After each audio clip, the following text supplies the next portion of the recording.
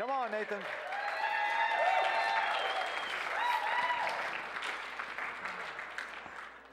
You never take this guy serious. I will take the full service to tell my story now. As penalty. 3 minutes. 3 minutes. That's all you get. This is going to be a life story.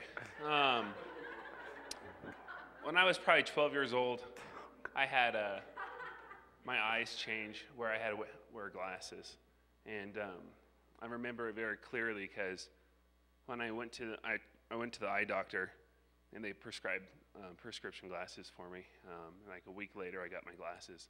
And I remember looking at a tree for the first time. And if you've ever had eye issues before, you can look at a tree if you've gotten glasses for the first time. And the main difference between a tree without glasses and with glasses is you can see every leaf on the tree. Before that, it's like a hand-brushed painting where you kind of see that shadow of a tree. And that's a huge deal for people if you've never seen a tree with leaves, that transition period. And you don't realize your eye's deteriorating when you see things. It just kind of slowly happens. And then you see something and it's a big deal. So that was probably the first revelation with good eyesight, with poor eyesight. And so I had glasses for 20 years, or from 12 to 25, 24 age. So what, 15 years? 16 years? Good math. He's a banker, by the way. I don't think quickly. Think slow. Anyway, so in that period of time, you play a lot of sports. You like to go swimming. I was a lifeguard when I was in high school and college. And so as a lifeguard, you would swim a lot, and you can't wear glasses underwater. So you put contacts in, but of course what happens, contacts, they float out. So you can't actually see underwater, and it's a big frustration. And it just, you have to deal with it. You're never going to get past the fact that you cannot swim and look underwater without wearing those dorky glasses to see. And you can't play basketball very clearly because if somebody elbows you in the eye with glasses, you get these sports glasses, and they look like these masks. Or you're going to wear sports contacts, and then somebody shoves you in the eye, and then eye contact pops out, your eye turns red, it gets scratched. So that's really frustrating if you're a sports person or if you're a swimmer. So you come up with some creative solutions, you know, playing without glasses, and then you can't see the ball, but it's comfortable, and you know, balls fly around.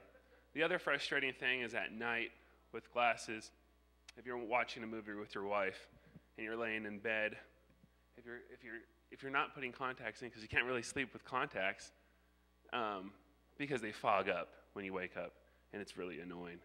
So you have to pop them out when you go to bed, put them in a little solution, let them sit by, and you put on reading glasses or normal glasses. And when you lay down, and you're watching a movie, there's this gap underneath your glasses that's all blurry. But so you try to bring the glasses down on the tip of your nose like Benjamin Franklin. And then, you know, sometimes you want to cuddle with your wife, but those glasses squish up against your face, and that doesn't work out. So you hate glasses even though you love them. The real issue is eyesight. You want your eyesight back. So you pray, and you you know, things, you hope for something to happen. And I decided in, I think, 2008, I was going to get LASIK eye surgery, because LASIK eye surgery is a solution a lot of people use to improve their vision. And there's a small percentage of chance that LASIK eye surgery will not heal your eyes, that it actually screws your eyes up. But it's very low percentage. The eye doctor assured me very low options. Like 1% of people would have some sort of vision issue with LASIK eye surgery. And there's two different forms of LASIK eye surgery. I told you it's going to take more than 3 minutes. There's a traditional LASIK eye surgery where they actually cut a little round circle around your eye, remove the lens off your eyeball, and then they shoot a laser like for 30 seconds, pop, pop, pop, pop, pop, pop, pop, pop, pop, pop, pop, pop, into the eye, hits the corrective surgery. They put the flap of skin back on, and you're good to go. And it takes about 30 seconds. The results are instant. So, that's one option.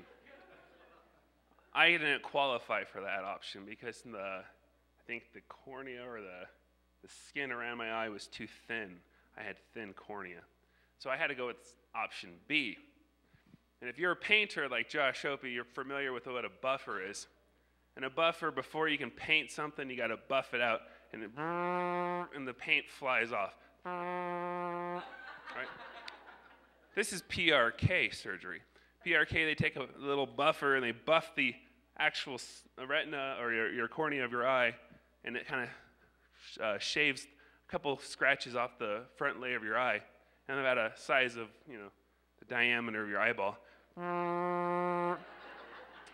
And your eye basically gets cut like a cheese grater in a circle, because this allows light to shoot through your eye a lot easier with the laser. So you were in church 2 weeks ago. And this is what allows your eye to have the laser shoot through and correct it. I'm only at 4 minutes, maybe 5. The point is this laser goes through there and causes this sort of buffing scar around your eye. And after you have the corrective surgery, I could see for the first time. I could see without glasses, and it worked. It was fine. But then there's a side effects with LASIK eye surgery of dry eyes, because your eyes don't produce tears anymore. Your eyes don't. It's a side effect or issue with your eye afterwards. And that happened to me, so my eye no longer produced tears, so I couldn't cry. I couldn't actually have water form in my eyeball. So I had to give you a prescription drug called Restasis. And Restasis, for somebody who doesn't have insurance, is about $108 per package. You use about 2 packages a month.